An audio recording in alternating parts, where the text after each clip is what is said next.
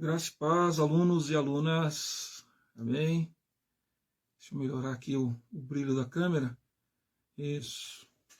Vou fazer um resumo aqui da nossa aula de hoje. Nós estudamos hoje a segunda aula, né, da teologia sistemática, que trabalhou a revelação, né, revelação, ação divina e os limites da razão. Esse foi o nosso tema. E para fazer um resumo rápido aqui, eu quero fazer poucos minutos, né, uns 15 minutos, espaçar um pouquinho mais, coisa assim, para a gente sintetizar o que nós conversamos hoje na nossa aula, tá? Para que, de repente, escapou alguma coisa, você possa recapitular e rever, né? Quando a gente fala de revelação e a ação divina, a revelação, a ação divina e os limites da razão, hoje nós vimos que existem 3 abordagens em relação à revelação divina. Ou seja, resumindo isso, na nossa tradição cristã, na nossa religião cristã, no cristianismo, existem 3 escolas, 3 discursos teológicos acerca da revelação de Deus. Como que a revelação ela é admitida, como que os homens conhecem Deus. Então nós vimos que tem a primeira delas é a revelação negativa. Essa revelação negativa, ela vai trabalhar, ela aborda, ela enfatiza que o homem ele não tem condições alguma de compreender Deus por si próprio. Então o homem sozinho ele não consegue. Por isso que o nome dessa visão teológica acerca da revelação é teologia negativa, também chamada de apofática ou a via negativa, que os cristãos que defendem essa teoria, eles dizem que jamais o homem por si só ele pode ter um conhecimento de Deus. Sozinho não. Essa teologia negativa, ela vai abordar, ela vai se apoiar na problemática, apresentando o problema da capacidade limitada do intelecto humano em conhecer a Deus. Deus, ele é absoluto, nós somos relativos, ou seja, Deus não tem limites e nós temos limites. A nossa cabeça, a nossa mente, a nossa maneira, né, nossa capacidade cognoscível, a nossa epistemologia, ela é incapaz de conhecer a Deus, a não ser que Deus se revele para nós. Então o homem sozinho não pode conhecer Deus, ele precisa de Deus para revelar isso. E nós vimos que uma escola que abordou muito esse tipo de teologia negativa foi a escola mística. Lembra que eu falei que na era medieval foram dadas ênfases ao misticismo, tá?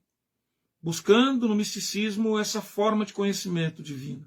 E surgiram até alguns livros, algumas obras, como A Nuvem do Não Saber, né, na Idade Média, que foi um clássico da mitologia, do misticismo cristão. Okay?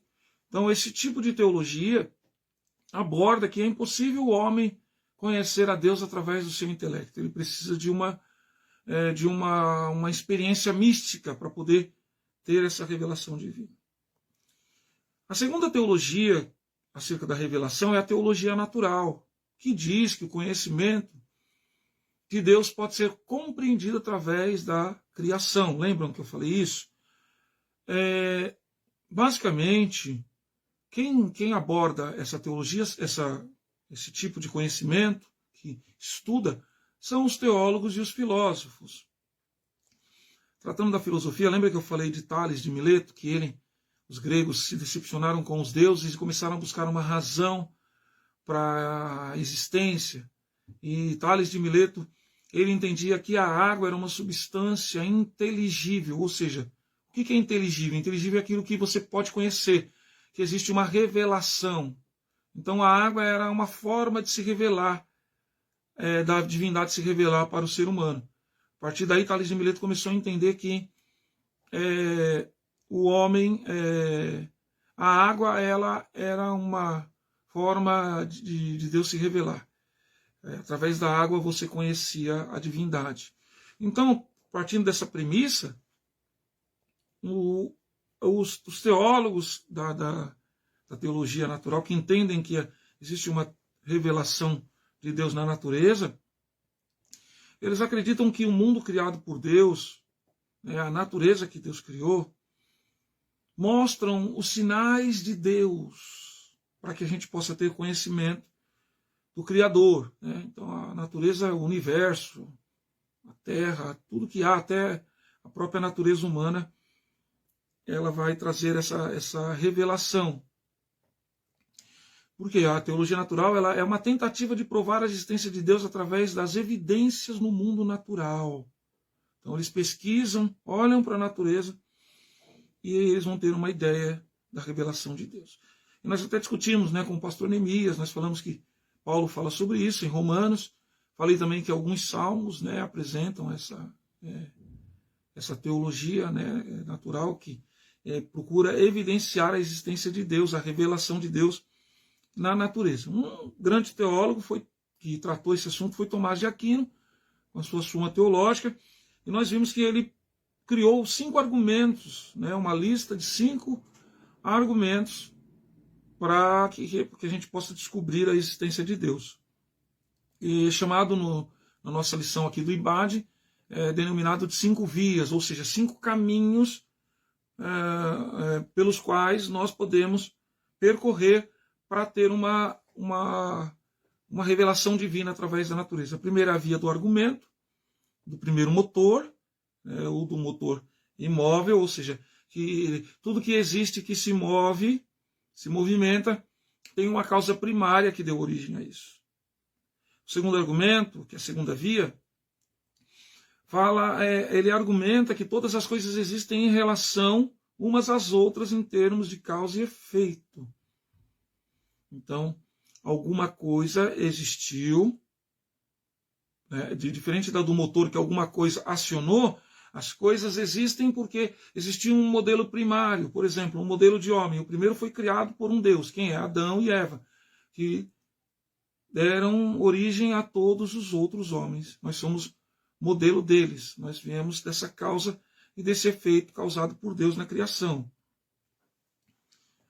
A terceira via é do contingente necessário, que mostra que tudo que existe nasce, vive e morre. Até as estrelas, planetas que vivem, que têm uma existência, não vivem, mas duram bilhões de anos, um dia eles morrem, eles têm um período de duração. E isso mostra para nós que a observação da natureza, a cosmologia, a astrofísica, alguns cientistas cristãos, eles chegam à conclusão de que existe alguém que cria, que tudo isso que nasce, existe e morre no universo, existe alguém que sustenta isso, que é eterno, que não deixa de existir nunca. A quarta via é o argumento dos graus da perfeição, que mostra aqui, vou até pegar um pouco aqui, que a gente trabalhou, esse grau da perfeição. Tem as vias aí na página, se vocês observarem, na página da 31 a 32, tá? A quarta via vai falar do argumento da perfeição que, se expressado em termos éticos, é uma variação do argumento encontrado na teologia de Anselmo de Cantuária. O que significa isso? Uma forma também da gente entender Deus, de compreender Deus, é observando a natureza humana e a nossa moralidade, o nosso comportamento ético. Existe esses graus de perfeição na nossa natureza, que são os atributos comunicáveis que vocês vão ver mais tarde na teologia, no teísmo, em que trata da questão de perfeição e imperfeição humana, das coisas boas e coisas más, daquilo que é ruim, daquilo que é bom. Existem essas definições na alma humana, no espírito humano, que revelam a existência de um Deus. Existe alguém que ditou isso para nós, que incutiu isso, que imprimiu isso no nosso ser, na nossa alma, que nos faz escolher entre o bem e o mal, entre o certo e o errado. Adão e Eva, eu costumo dizer, eles eram inocentes e não ignorantes. Porque Deus instruiu eles, Deus colocou vida moral e intelectual neles. Lembra que eu falei das 4 vidas? Mais tarde a gente trabalha isso em antropologia. E a quinta via é a via do argumento do governo de todas as coisas, que existe então um Deus que está governando tudo. A teologia positiva, ela vai tratar do conhecimento, que é a nossa última abordagem, o conhecimento de Deus pela revelação. Tá? Ela vai tratar o conhecimento de Deus pela revelação. Então a teologia positiva, ela se distancia dessas duas. A negativa, que diz que não tem como você conhecer Deus se ele não se revelar para você. Você é incapaz. E a revelação natural, que dá essa condição de observação daquilo que existe, físico, daquilo que está na natureza. Isso vai nos dar uma prova da existência de Deus. Já essa, do conhecimento da teologia positiva, que trata essa parte da razão, que diz que através da razão nós podemos conhecer Deus. Né? E os teólogos, os estudiosos que se debruçam diante dessa teologia positiva, e deixa eu já falar algo aqui que não deu para falar na sala, a maioria dos cristãos, principalmente pentecostais, Wesley, arminianos, nós trabalhamos mais nós admitimos mais essa teologia positiva, tá? De que através da razão e pela fé é possível nós chegarmos a uma revelação de Deus. Ou seja, fé e razão nos dão condições para nós entendermos Deus, para a gente ter uma revelação de Deus. Então, vale lembrar que toda a linguagem da teologia positiva é analógica. Nós usamos analogia para poder compreender esta revelação de Deus. Então ela vai afirmar, essa teologia positiva, que o conhecimento de Deus é impossível através da razão sozinha. Tá? A teologia natural vai raciocinar e vai encontrar Deus. Porém, a teologia positiva acrescenta a fé. Deus é quem se revela a nós, tá? Então, nós vamos usar a razão para encontrá-lo, mas tudo isso acontece por meio da fé e a gente vai entender a revelação de Deus. Ele começa por a revelação começa em Deus e é completado por Deus. Tá? Ele inicia isso, é Deus que dá, ele toma o primeiro passo, ele abre os nossos olhos, tá? Ele faz com que enxergamos a verdade e ele abre os nossos corações para que possamos aceitá-la. Porém, ela vai se distinguir, essa teologia, de duas formas. Deus vai fazer isso como? De duas formas. Ele vai se revelar geral, na revelação geral, e na revelação especial. Lembra que eu falei de Melquisedeque? Ele é a revelação geral de Deus. Um homem e uma mulher que não ouviu o evangelho e que o próprio Deus tomou a iniciativa de se revelar, e essa pessoa teve um conhecimento direto de Deus, da divindade, sem ouvir uma pregação, sem estudar, essa pessoa, ela teve uma revelação geral de Deus. Já a revelação especial é alguém que foi evangelizado por alguém que Deus ensinou ela progressivamente. O caso de Abraão, por exemplo, ele foi caminhando com Deus e aprendendo. Quando ele chega em Melquisedeque é maior do que ele, porque Melquisedeque já tem um conhecimento pleno de Deus, e ele teve que caminhar para chegar a um conhecimento pleno, pela fé. Tudo bem? Então ele é o pai da fé nessa questão, porque Deus foi se revelando para ele através do momento que ele cria, Deus foi construindo um relacionamento com ele, e se revelando aos poucos com ele, através da vida dele. Um caso semelhante ao de Adão, né? E Eva no paraíso. Então a revelação geral é aquela que pode ser discernida pela teologia natural. Tá? É a manifestação de Deus por meio da natureza. Melquisedeque começou a procurar no cosmos, na natureza, e Deus, ele viu, e Deus deu a iniciativa, e ele teve essa compreensão de Deus. Já a revelação especial, ela é aceita pela fé. Tá? E é a origem da maior parte do conhecimento que temos a respeito da natureza, do caráter de Deus.